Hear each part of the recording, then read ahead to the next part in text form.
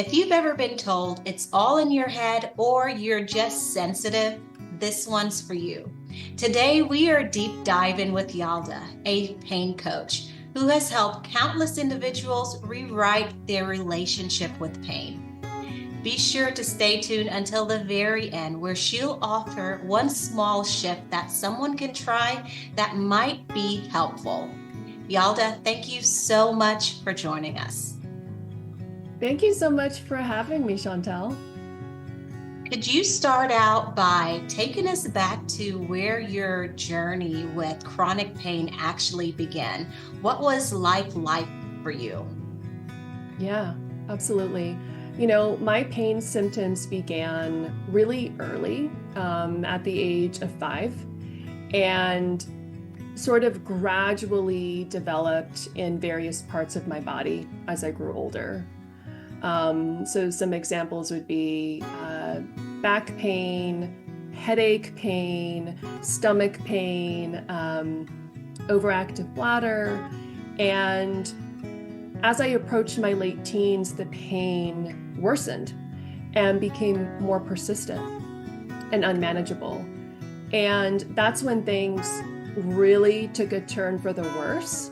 By the time I was around 20, I had developed symptoms of fibromyalgia, a condition characterized by widespread musculoskeletal pain, non-restorative sleep, cognitive challenges, and other debilitating symptoms. And while it was less common to receive a fibromyalgia diagnosis at such a young age, typically more prevalent among middle-aged women, I believe because the root of my pain symptoms went unchecked for so many years that they eventually turned into a full-blown chronic illness. I think it's one thing to maybe go to school and learn about something and then, open your own practice and try to help others. But it's another thing when you've actually when it's a lived experience, like in your case. And I think that just helps you to be even more great at what you do and lends to your credibility. Thank you so much for sharing your story. In nursing school, we learn about chronic pain. We learn about acute pain and pain management. But when you and I discussed chronic pain, there were a lot of things, a lot of information that was very eye-opening for me. Could you maybe take just a few moments and share with us some of the surprising facts or some of the nuances that people may not necessarily understand or know about chronic pain? Yeah, I would love to. Chronic pain is a worldwide public health crisis impacting 1.8 billion people, and it's only getting worse. And I like to think of chronic pain as an umbrella term that encompasses various reasons for its development, right? So commonly known causes might include like old age and wear and tear, or disease, bone fractures, and infections. So when I would tell people I had chronic pain, they would laugh. They'd be like, you look like a kid. How do you have such intense back pain? Like, how do you have fibromyalgia? But research in modern pain science has revealed some surprising insights. The majority of chronic pain is not actually caused by physical injuries or structural issues. Instead, it originates from the brain and nervous system entering a protective mode. And this can occur at any age. So in other words, when the body's stress response is out of balance, individuals can experience intense pain and a range of unpleasant chronic symptoms, even in the absence of physical damage. And this type of pain, often referred to as neuroplastic pain or mind-body syndrome, can persist for years. And I can personally relate to this because on paper, I was considered perfectly healthy. My lab tests were all normal. My imaging tests like x-rays and MRIs were all normal.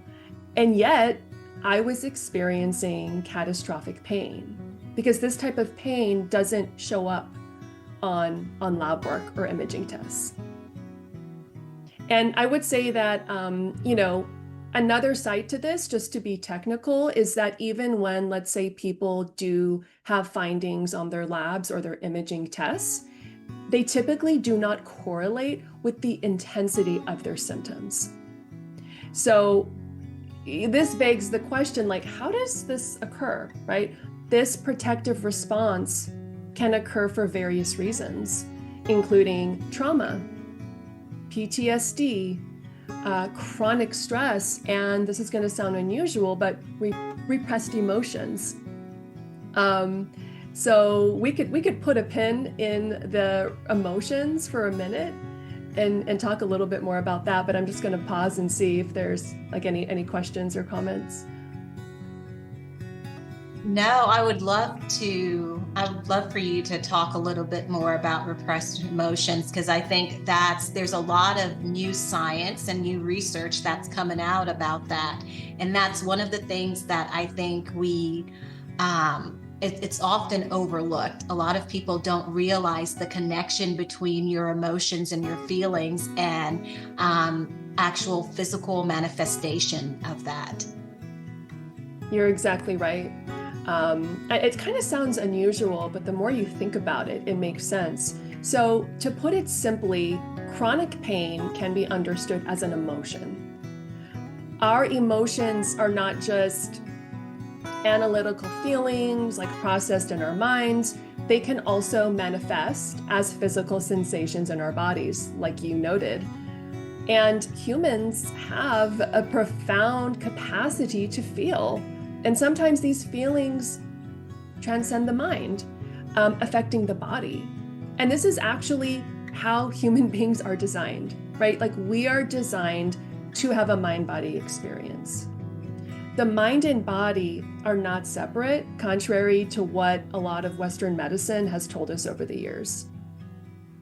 And just to go a little deeper, for many adults experiencing chronic pain, repressed emotions from childhood or the past may be triggered during stressful life transitions. And these repressed emotions can activate the nervous system, the sympathetic nervous system, which governs our fight or flight response. And this activation can lead to various pain symptoms and chronic conditions that can be debilitating and persist for weeks, months, years, or even decades. And so in my case, I struggled with chronic pain symptoms for over 2 decades. And if it's okay with you, I wanted to read a list of pain symptoms that I previously had, just to share some insight into what my world was like for so many years. Okay, so I had abdominal pain, back pain, chronic fatigue syndrome, chronic hunger, chronic nausea,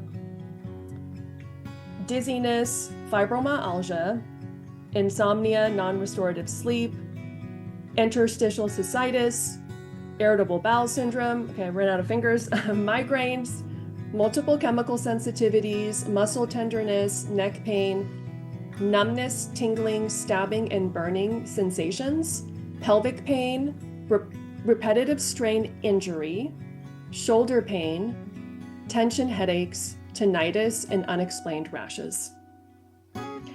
And my body would just kind of alternate through all of these symptoms and conditions for over 25 years. That's how I lived. The last 14 years, I had fibromyalgia, but also had other challenges on top of it.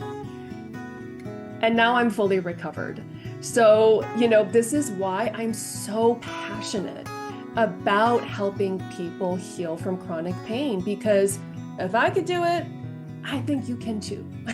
The odds are looking good for you. Like, I am an extreme case. And again, you might be thinking, well, Yalda, you don't really look like someone who's been through all that.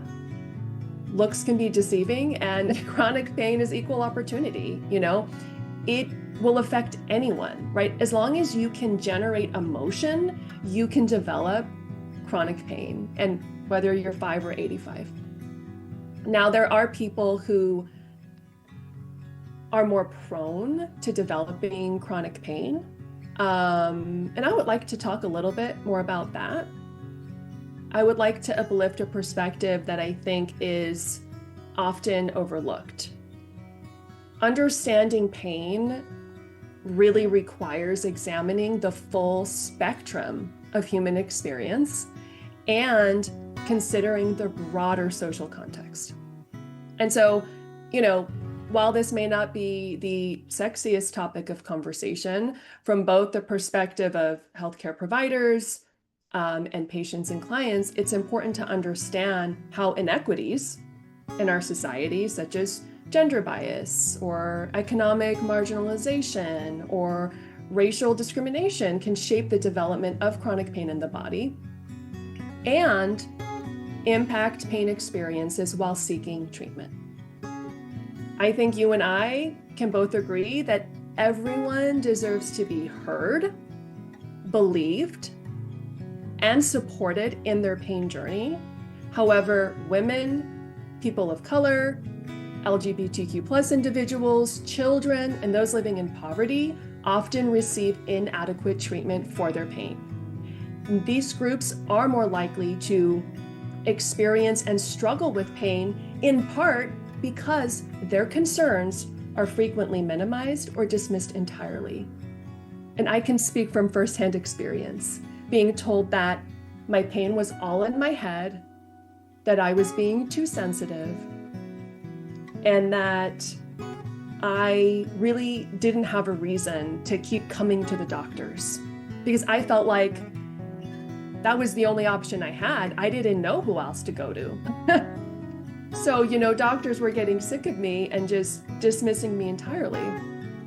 Additionally, I want to add that, experiences such as domestic violence or sexual violence, which are also epidemics in the world that we live in, unfortunately, can play a significant role in developing chronic pain. And I used to serve victims of domestic and sexual violence, and they often deal with psychological trauma for years, which can lead to long-term chronic pain conditions, right? And so this is why we talk so much about trauma and PTSD and really being able to address it effectively in order to heal chronic pain.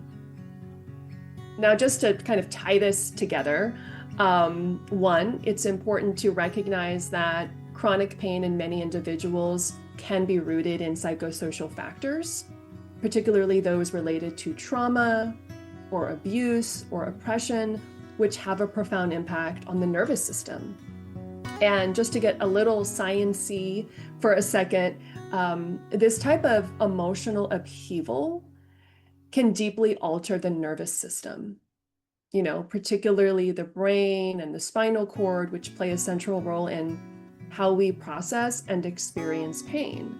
And so when someone is exposed to chronic stress or trauma, the nervous system can become highly dysregulated and sensitized.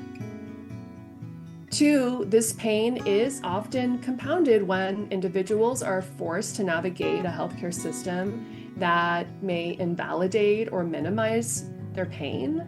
And so to provide truly effective care, we have to approach people as whole beings. So we hear the term mind body, and I like to add mind, body, and identity, because your identity shapes your lived experience. And this is especially true for chronic pain. And this understanding is really central to my practice. So I strive to create a welcoming space where clients can feel heard and welcomed and validated, because I think that is really the first step in your healing journey from chronic symptoms and illness. Thank you so much. That's a lot to unpack.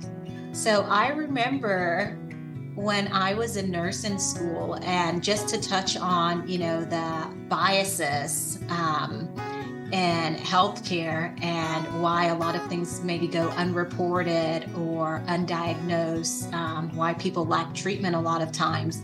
I remember in one of my nursing books, and I think maybe they've since changed this, but it was even said that people of color could basically take on more pain than their white counterparts.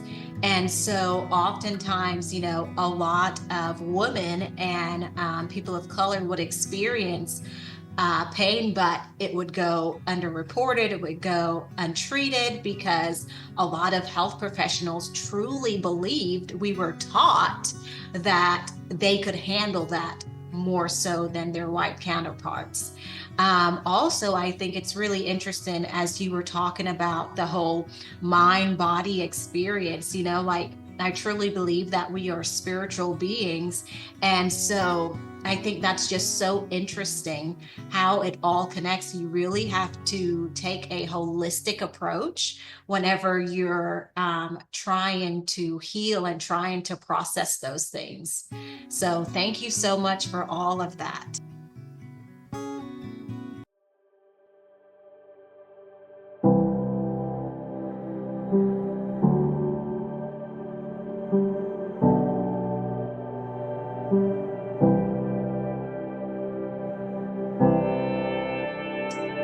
So let's briefly talk about your approach. Will you share a little bit about your 3-pillar approach with us? I would love to. My 3-pillar approach for treating chronic pain consists of psychoeducation, nervous system regulation, and somatic tracking. And I'll talk a little bit more about what this all means. So let's start with psychoeducation. But let me first preface by stating that living with chronic pain can be incredibly disempowering, largely because some of the reasons I mentioned previously, but also you don't fully understand what's wrong. And many healthcare professionals have struggled to explain to you why you continue to experience pain. So it's this constant question mark in the back of your head and this mystery, which can be very scary. So I like to say that knowledge is power, right? We've heard that phrase before. To effectively treat pain, it's essential to understand what it is. And thanks to advancements in pain science research, we now have insights into why pain can become chronic.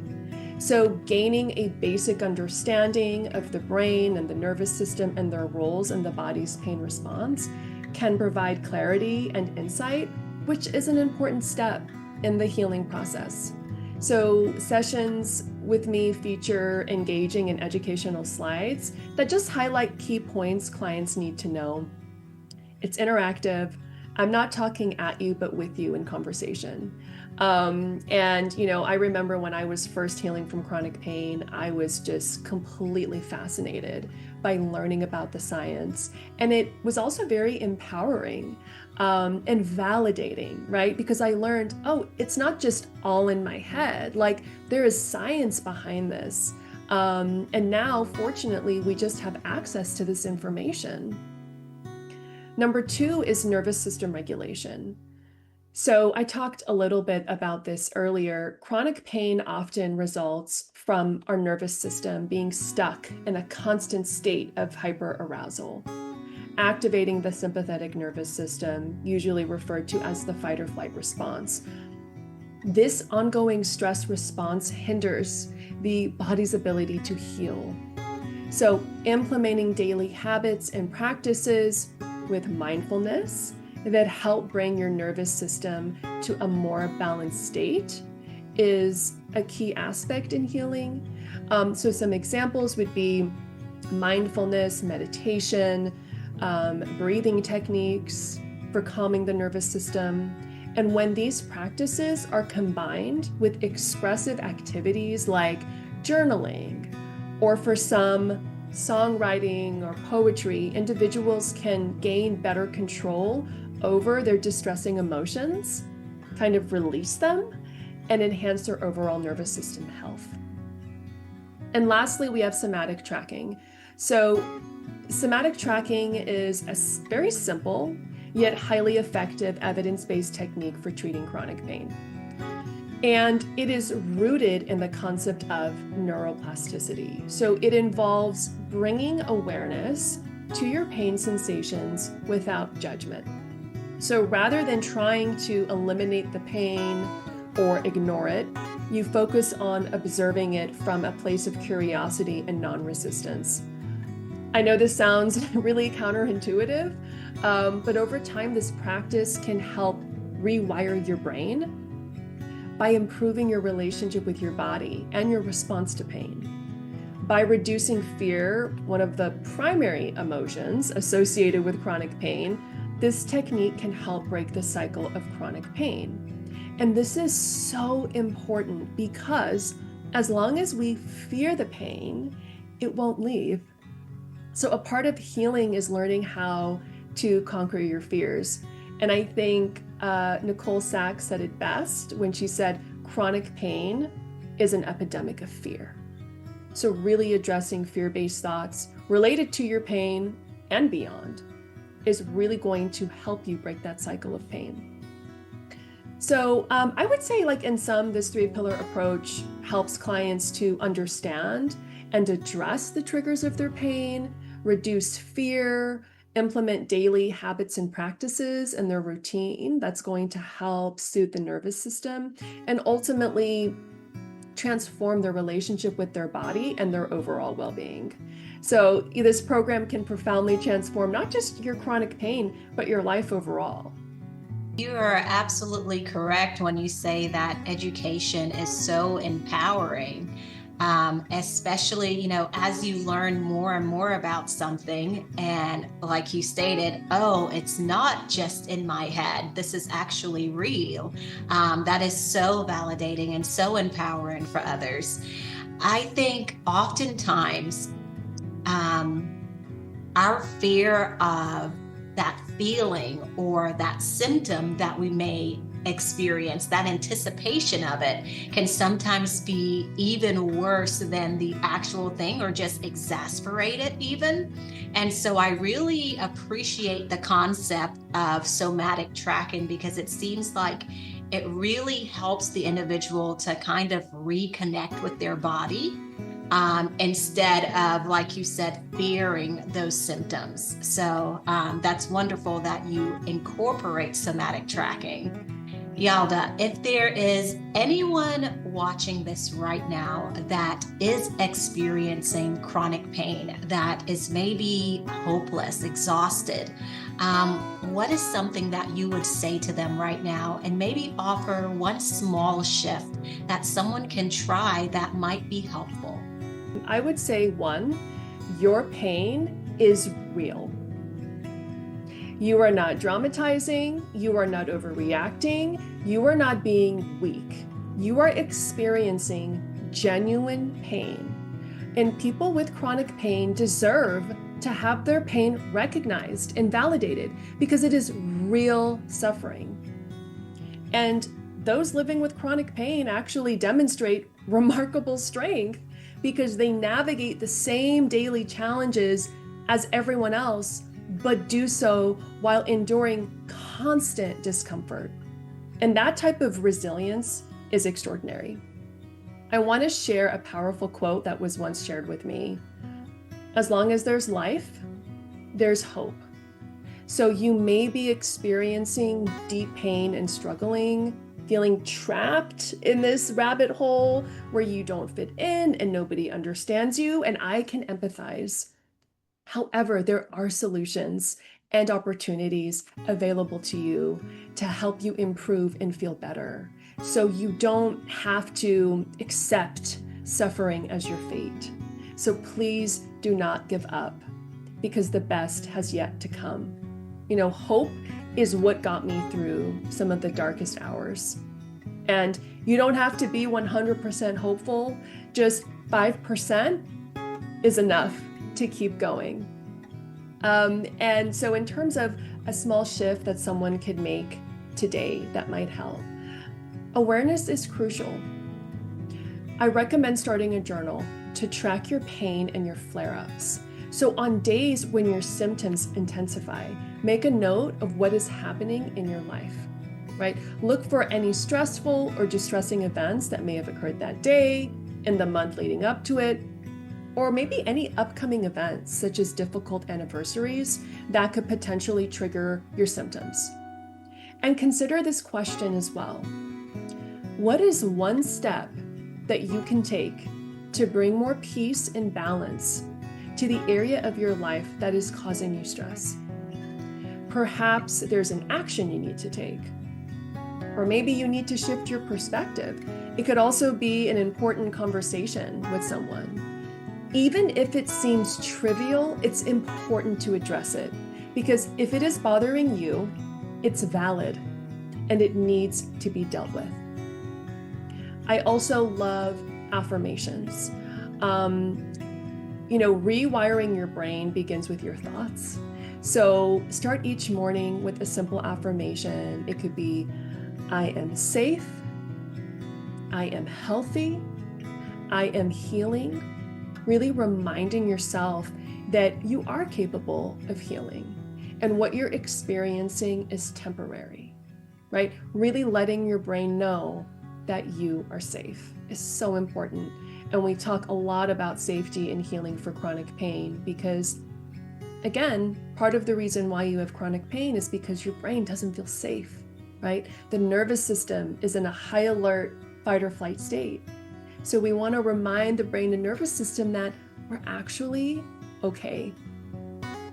Awareness is so important, because if we are unaware of, certain symptoms or certain triggers, then, you can't do anything about it until you first become aware of that.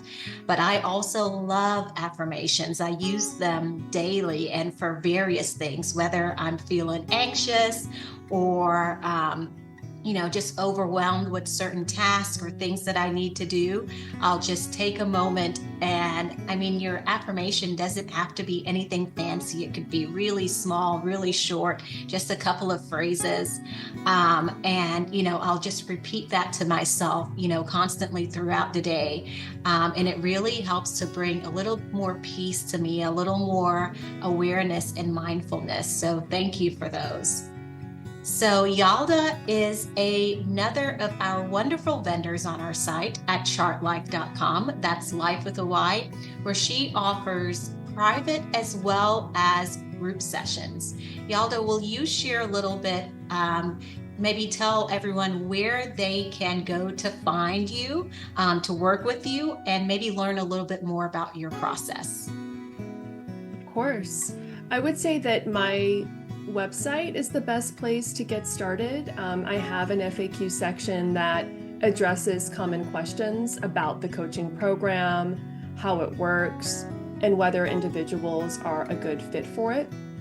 I also offer a free 30-minute discovery call, which is a no-pressure conversation to learn more as well. And I currently have a free virtual monthly support group for those who are experiencing chronic pain. I think that healing happens best in community. When you're struggling, it can feel very isolating, but it's important to know that there are other people who can empathize with you and that you're not alone in your pain struggles, right? There's like the individual work that you do, but then there's also the collective work that you do. And I think both are equally important. And if you're interested in the virtual monthly support group, the link is on my website, and you can sign up to attend through the Meetup app, and it's free to attend. It's empoweredhealingcoaching.com. And on my website, I have links to my social media. So it's all Empowered Healing Coaching on Instagram, on Facebook, on YouTube. I recently started posting some more videos on YouTube as well. So very much for being here today. Thank you for sharing your story. That was so powerful. And I truly believe that this information will be really beneficial for those that need it. Thank you again for joining us, and I can't wait to get this out to everyone. Thank you so much for having me, Chantel. It's been a pleasure.